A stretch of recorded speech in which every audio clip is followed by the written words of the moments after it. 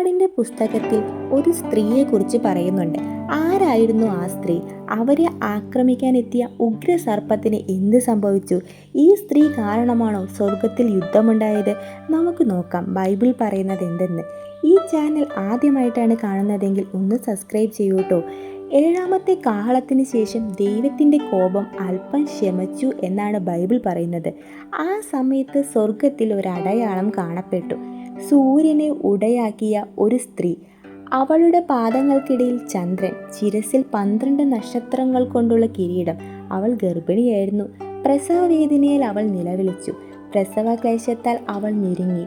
ഈ സമയം സ്വർഗത്തിൽ മറ്റൊരു അടയാളം കൂടി കണ്ടു.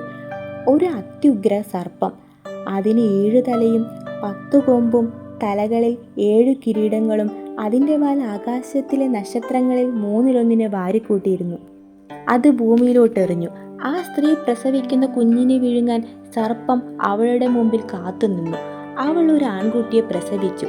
സകല ജനപദങ്ങളെയും ഇരുമ്പ് തണ്ടുകൊണ്ട് ഭരിക്കാനുള്ളവനാണ് അവൻ. അവളുടെ ശിശു ദൈവത്തിൻ്റെയും അവിടുത്തെ സിംഹാസനത്തിൻ്റെയും അടുത്തോട്ട് സംവഹിക്കപ്പെട്ടു. ആ സ്ത്രീ മരുഭൂമിയിലോട്ട് ഓടിപ്പോയി. അവിടെ ആയിരക്കണക്കിന് ദിവസങ്ങൾ അവളെ പോറ്റുന്നതിന് ദൈവം സജ്ജമാക്കിയ ഒരു സ്ഥലമുണ്ടായിരുന്നു. പക്ഷേ ആ സ്ത്രീയെ ആക്രമിക്കാൻ തുനിഞ്ഞിറങ്ങിയ സർപ്പത്തിന് അത് സഹിച്ചില്ല.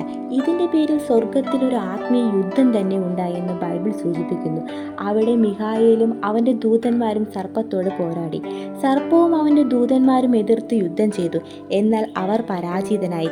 അതോടെ സ്വർഗത്തിൽ അവർക്കൊരു ഇടമില്ലാതെയായി.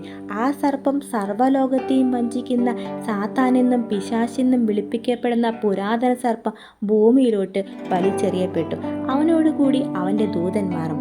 താൻ ഭൂമിയിലോട്ട് എറിയപ്പെട്ടു എന്ന് കണ്ടപ്പോൾ ആൺകുട്ടിയെ പ്രസവിച്ച സ്ത്രീയെ അന്വേഷിച്ച് സർപ്പം പുറപ്പെട്ടു.